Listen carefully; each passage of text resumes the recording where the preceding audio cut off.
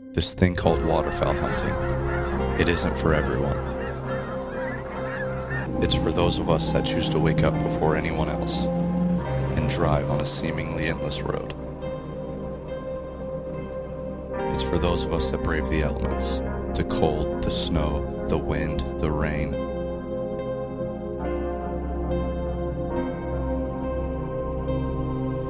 But we always come back. Between the beautiful places that waterfowl hunting brings us and the perfect and not so perfect days, there's always a story to be told and memories to be made.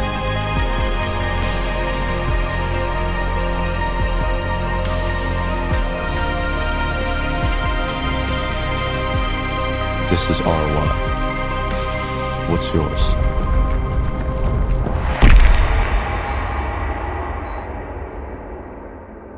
Welcome back to the 618 Hunko. I'm your host, Logan Webb. I'm actually joined with the new 618 Hunko member, Landon. How are you? I'm doing good. How are you, Logan? Pretty good. You excited to be on the crew? Super excited, actually. That's good. That's good. So, today's podcast is going to be a little different. As you can see, it's just me and Landon. We're going to be going over just our weekly basis, what the 618 Hunt crew has been up to. We're going to go back into snow goose season and talk about how we would get permission, and even for pigeons, which will be our next one, is pigeons, talking about our pigeon hunt. So start off with what everyone's been up to. So Hudson, he's been a working man. He's been real busy with work and making that money. He's actually out there working right now, so shout out to you, Huddy. He's a hustler. Yep. Maddox, he's been on a vacation out west. He's actually back now, so that's good. He'll be back soon. Doing some recuperation, as you will. Yeah, he drove all the way from Denver back home, which was, I think Denver. It was like 20 hours though, or something. That's a haul. A long way. It's a long way. So me and Landon, we've both been doing a little fishing tournaments. When was your last fishing tournament? Kind of in the middle of the month. I mean, it's the end of the month now, so a couple weeks ago. How'd you do? Struggled. Top 20 out of 80 boats. It's not bad. But just really struggled to get on a good bite in the morning. Ended up about beginning afternoon. Landed a couple of good fish. I mean, live well fish. Ended up with 7 pounds, 5 ounces. And that's just in 4 fish. But, considering the lake we were at, Rin Lake. Hate that lake. It was okay. I mean, we could have pulled up to that boat ramp with no fish at all. Mm-hmm. So I'm just very blessed to get on a good little bit of fish. So you just had a tournament too recently. Past Saturday, didn't you? How'd that go? We definitely were unprepared. We went with Hunter Grounds from Tim Grounds Championship Calling, and great boat captain. Nothing wrong with him. We didn't get out there and pre-fish, and I think that really did hurt us. And see, we did pre-fish. I mean, we had this we've been in this drought lately, and that lake has dropped so much, and he caused a shad to die, so all them shad are pushed into deeper water, and ultimately, the bass will chase the shad, so then bass were just up on the shallow water in the banks like they should have been, and they were in deeper water, so, we struggled to find a good deep water bite on Rent Lake, so. But, we got a couple fish in the boat, fishing off some bridges and stuff, so it didn't turn out to be too bad. Yeah, we, in our tournament, we started out deep, went shallow, deep, shallow, kept going back and forth, and then we actually, whenever it was all over, we ended up with one fish for just under 3 pounds, and we were talking to some fellow anglers, and they were saying that the second spot we went to, we saw them there, and they actually ended up catching 8 pounds there. So we would have done pretty good if we went there. But it's one of those decisions, money-maker decision, and we just made the wrong one. So what do you think about, staying in one spot and fishing it throughout the tournament? I know a lot of guys that do that. I mean, they'll sit their poles down if they're in shallow water, or, if they're spot locked on, if they're in deeper water, and they'll fish that same spot because they have so much confidence, and they pay attention to the currents, water levels and stuff. What do you think about just sitting in the same spot? It definitely can get boring. For sure. I mean, sometimes it's good to make a little run down the lake, change the scenery, but if you know the fish are there, last year we went up to Lake Clinton, and we stayed on the same little 3 stumps. It was like 3 stumps, and they made a triangle, and then there was a rock in the middle of them. And we stayed there for 6 of the 8 hours, and we did all right. We could have done better, but I think for that tournament, that was definitely the move, was just to stay put, fish hard, keep concentrated, and just keep pounding them. But it didn't work out the best for us, but we had, I think, 10 pounds in that tournament. So Yeah, that's a pretty good bag. Yeah. I wouldn't complain about that at all. I do think, though, sometimes, I mean, you just got to move. Especially, like, we've been using a live scope, Garmin live scope, so that helps a lot. We've just started to kind of figure out what we're doing with it, and we can see the fish and all that. Anymore, I feel like any type of graph really benefits a fisherman in any scenario. I mean, whether it's you've never been on a lake, or you just want to know what's in the area, maybe to even protect your boat. I just think graphs are really starting to take off in the fishing industry, and have been for a while.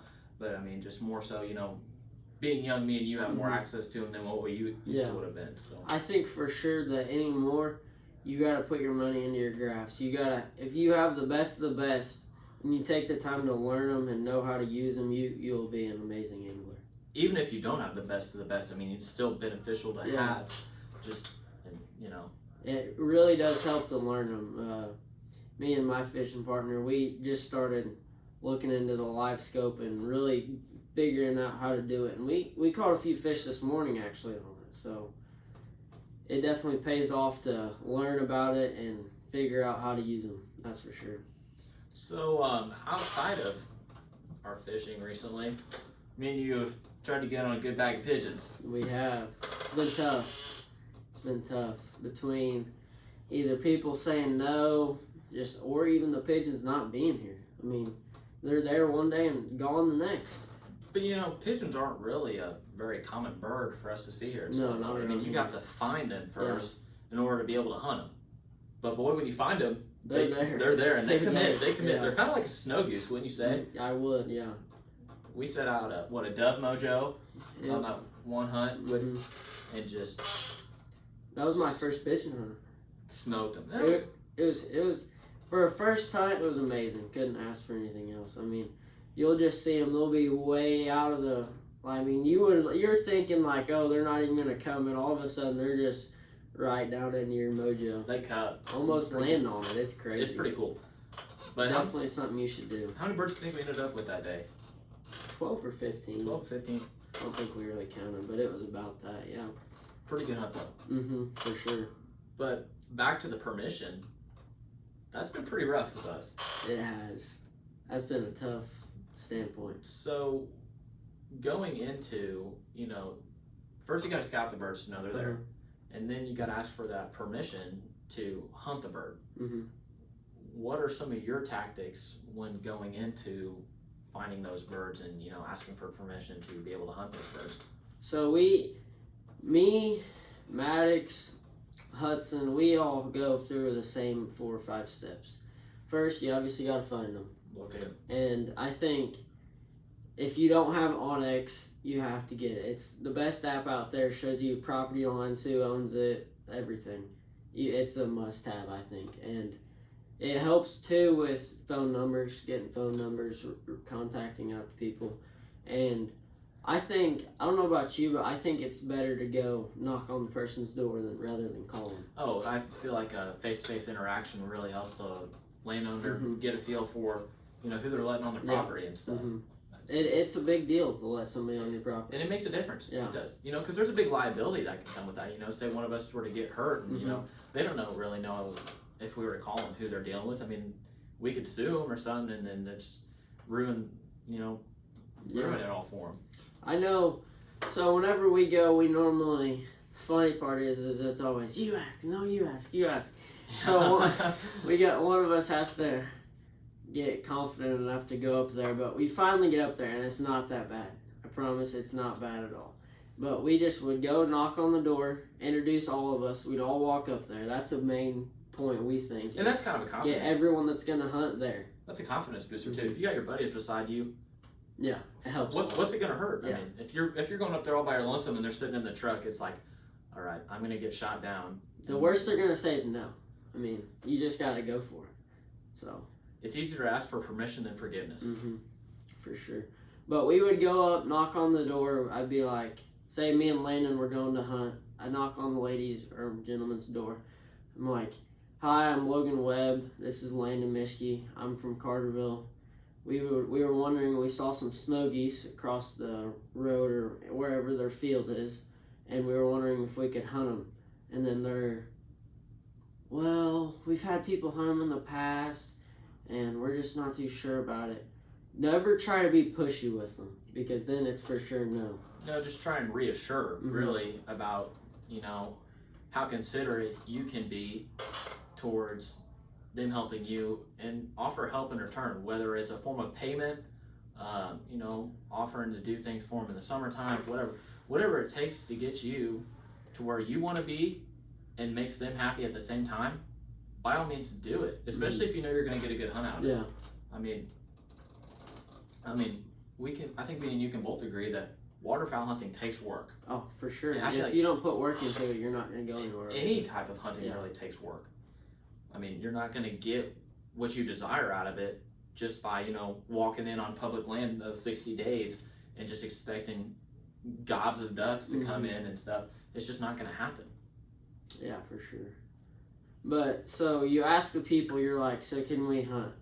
If they say yes, which I honestly don't know. I've never had anybody say yes. What do you think? Yeah, what do you think? My success rate probably 50-50. For you, it seems like 0. Yeah, to be fair, we've only asked 2 or 3 people, but even on like our pigeon hunts, we had a 100% success rate. I mean, granted, we were asking Amish people, but I mean, no discrimination there. They're super kind to us. We were kind back. Told them we'd pick up our shells, just doing everything that we could to ensure them that we would take care of them and get rid of their pigeons. Yep, because they are a nuisance. They're not supposed to be here. They aren't. So, just like snow geese. Right. Not supposed to be here. So, you're asking for permission or location, permission. Where are you at after that? So after that, we they say no. Then back to Onyx, looking for neighboring fields, because even if you can't get right on the X, if you set up a spread there and you're loud enough e-collars and everything, you can get a few birds to go to a neighboring field. So then we're off to the races, neighboring fields, and we find them, as many around them within a few hundred yards. We don't want to go like a mile down the road, but if you stay within a few hundred yards, you'll be all right. And then we're on Onyx, find the neighboring fields, and we just go back to asking for permission. Just keep following the line down until we get a yes. So. And if you don't have any luck, I mean, that's just the ups and downs of scouting. I mean, you're not always going to get a yeah. You're not always going to get a yes, but you're not always going to get a no.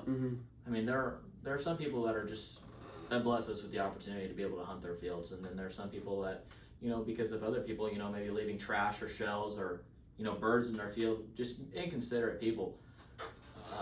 Because we all know that guy. I mean, unfortunately, it happens, though. Sometimes you get lucky, sometimes you don't. You just got to be considerate, pick up your shells, don't leave any trash, pick up your decoys, birds, everything. Leave nothing in the field. But at the same time, be consistent. I said this in the last podcast. Do everything you do with the intent of getting better. Asking for permission, be consistent. You don't want to get shot down and then be just so discouraged that you forget about it and you end up hunting public land for the rest of your life. That's no fun.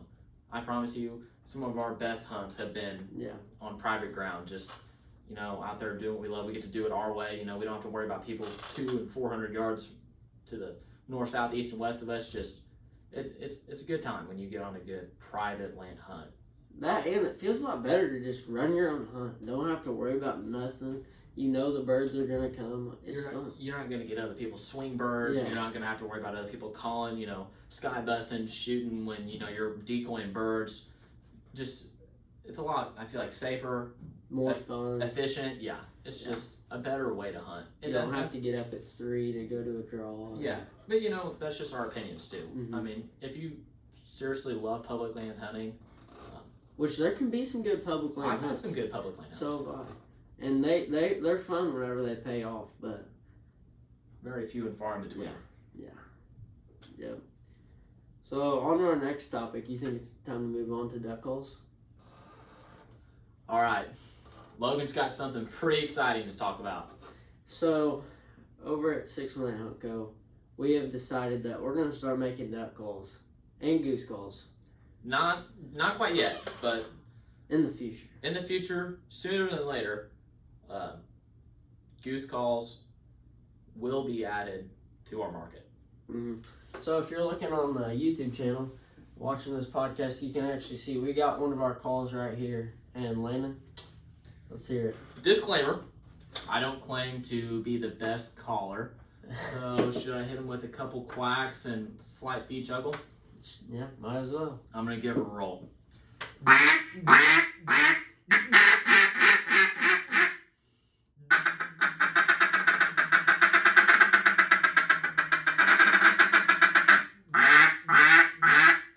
Sounds pretty good. For a beginner. Hey, better than I can do. But they're a polyacrylic duck call. You can get them in single reed or double reed. There will be a variation of color. If you guys are interested, currently don't have a site up and going. That's kind of in the works too. You can just message us and we will get sorted out what you want, what you need. We can have, and most of our bands will have the 618 Hunt Co. lasered into the band. You can get different colored bands, different colored barrels, and different colored guts for it. So, like I said, single reed, double reed option, wood and acrylic. Mm-hmm. So, yep. There's a couple different types of woods too. I think we have cherry, walnut, and maple. I think those really so. A pretty good variety of calls. Pretty much any call you want. Like I said, if you message us, we got TikTok. We're pretty much on all platforms. Yep. Just message us, DM us on Instagram would probably be the easiest. Yeah. That's what we're checking. If you have any of our personal Instagrams, you can get a hold of us that way, and we'll discuss further pricing there. And I'm hoping it's a pretty good thing. See a couple venues in the fall and stuff, and just really kind of grind it out with this. This is the future of the 618 Hunt Co. I think it could really work. Are you excited? I'm excited. I'm pumped. Dude. I'm pumped. You might as well make your own, right? Right. You got to start somewhere. Yep. But in the future, do look to see a 618 Hunt Co. website where you can purchase tees, hoodies, and our line of calls. Yep, it's on the way. We're slacking a little. I'm slacking a little bit of making it, but it's on the way. Don't worry, it's on the way. We'll get it up there. So, looking forward, what else do you have planned for us in the 618 Hunt Co.? I got a couple hunt ideas. Yeah, we do have some hunts ideas. We're trying to get those in the works. Do look forward to a pigeon hunt. Mm-hmm. We will do a YouTube video on a pigeon hunt soon. Somebody has to freshen up on his shooting. And find some pigeons. And find some pigeons. If Logan's not winking at the camera right now, this is all directed towards me. But I put us on a good bag of pigeons. And But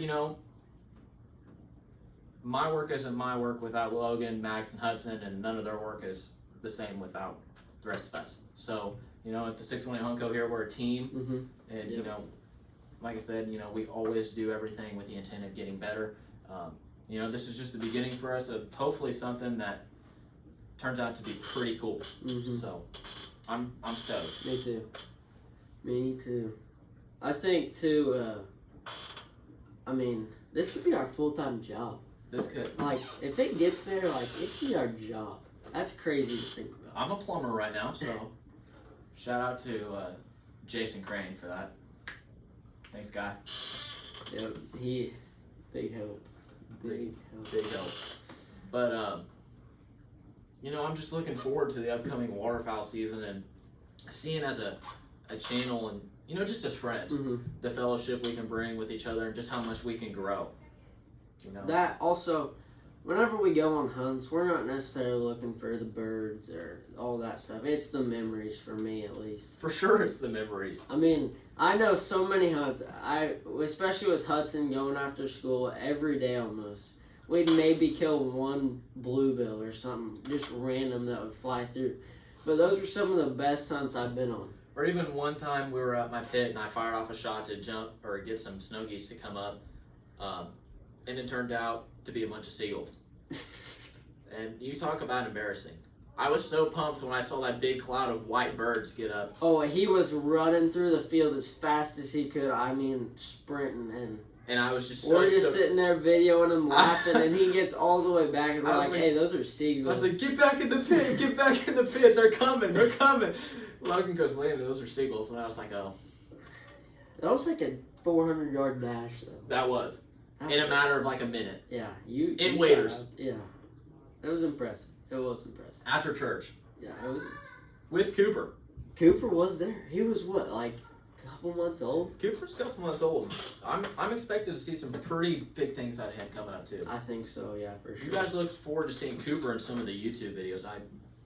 He'll be a duck retrieving machine. Yep, for sure. Well, anything else you want to talk about? Not that I can think of. I don't think so either. We'll definitely get Maddox and Hudson up here. We actually have an upcoming podcast with some guys from Florida. Yeah.